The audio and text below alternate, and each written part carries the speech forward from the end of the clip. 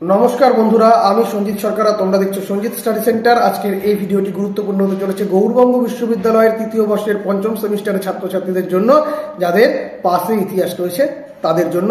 আজকে আমি তোমাদের সামনে সম্পূর্ণ 12 নম্বর এবং 4 নম্বর মানের সাজেশন তুলে ধরবো, এবং এই সাজেশনে উল্লেখিত প্রশ্নগুলো আসন্ন পরীক্ষার জন্য খুবই গুরুত্বপূর্ণ। পরীক্ষার প্রাক মুহূর্তে এই সাজেশনটা দেওয়া, তো তোমরা যদি পারো অবশ্যই সাজেশনে বলা প্রশ্নগুলোকে একটু গুরুত্ব সহকারে দেখে যাও। সাজেশনটি ভালো লেগে থাকলে অবশ্যই ভিডিওকে লাইক করো, বন্ধুদের মধ্যে শেয়ার করো, চ্যানেলে প্রথম হয়ে থাকলে অবশ্যই সাবস্ক্রাইব করে পাশে দেওয়া নোটিফিকেশন বেল আইকনটি ক্লিক করে রেখো পরবর্তী আপডেট পাওয়ার জন্য। তো চলো শুরু করা যাক আজকের এই গুরুত্বপূর্ণ ভিডিও। আমি জাস্ট প্রশ্নগুলো তোমাদের সামনে দেখিয়ে দিচ্ছি, কারণ সম্পূর্ণ প্রশ্ন ডিসকাস করতে গেলে অনেক সময় লেগে যাবে।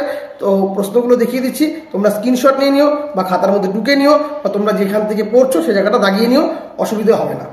আর যে সমস্ত প্রশ্নে স্টার মার্ক করা রয়েছে এবং গোল করা রয়েছে সেই প্রশ্নগুলো কিন্তু অত্যন্ত গুরুত্বপূর্ণ আসন্ন পরীক্ষার জন্য। তো চলো শুরু করা যাক আজকের এই গুরুত্বপূর্ণ ভিডিও। তো পাসের ক্ষেত্রে তোমরা ইতিহাসে কিন্তু এই প্রশ্নগুলোকে খুব ভালো মতো করে করবে। অনেকগুলো প্রশ্ন হয়, তবে বেশিরভাগ ক্ষেত্রে গুরুত্বপূর্ণ প্রশ্ন হচ্ছে আকবরের রাজপুত নীতি, যেগুলো টিপি স্টার করে সবুজ কালিতে গোল করা রয়েছে, এই প্রশ্নগুলো কিন্তু বেশি গুরুত্বপূর্ণ। তারপরে মুঘল ভারতে কৃষিজ অকৃষি উৎপাদন, তারপরে 1707 থেকে 1740 অব্দি মুঘলের দল রাজনীতি, শিবাজী শাসন ব্যবস্থা, মনসবদারি প্রথা, মুঘল যুগে কৃষক বিদ্রোহ, ঔরঙ্গজেবের দাক্ষিণাত্য নীতি, ঔরঙ্গজেবের রাজপুত নীতি এবং ধর্মনীতিটা একটু দেখে রাখবে, কিন্তু দাক্ষিণাত্য নীতিটা বেশি গুরুত্বপূর্ণ রয়েছে। তো এই কটি প্রশ্ন তোমাদের খুব ভালো করে দেখতে লাগবে। এছাড়াও কয়েকটি এক্সট্রা প্রশ্ন দেখে যাওয়া ভালো, তো সেগুলো আমি দিয়ে দিচ্ছি তোমাদের সামনে, অবশ্যই দেখে নিও। এই তোমাদের পরবর্তী প্রশ্ন, এগুলো এখানে এক্সট্রা প্রশ্ন রয়েছে, তবে যেগুলো একটু গুরুত্বপূর্ণ রয়েছে এই পৃষ্ঠা থেকে, তো সেগুলো তো স্টার মার্ক করা রয়েছে।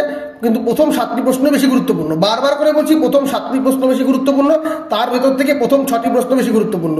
তো ওই 6-7টি প্রশ্নই খুব ভালোভাবে রেডি করে নাও, আর বাকি এখানে যে স্টার মার্কগুলো রয়েছে সেগুলো একটু দেখে যেও। এখান থেকে 4 নম্বরের প্রশ্ন আসতে পারে, আর প্রশ্নপত্র বিরূপ হলে তবে এক্সট্রা প্রশ্ন মানে অতিরিক্ত প্রশ্নগুলো আসতে পারে, নচেত নয়। আর 4 নম্বরের জন্য যে প্রশ্নগুলো রয়েছে সেগুলো আমি তোমার সামনে দেখিয়ে দিচ্ছি এখানে। তো এই 4 নম্বরের প্রশ্নগুলো খুব ভালো করে রেডি করবে। আর ট্রিপল স্টার বা ডবল স্টার করা রয়েছে, সবুজ কালিতে গোল করা রয়েছে, এই প্রশ্নগুলো একটু গুরুত্বপূর্ণ। তো এই ছিল তোমাদের সম্পূর্ণ পাসের সাজেশন।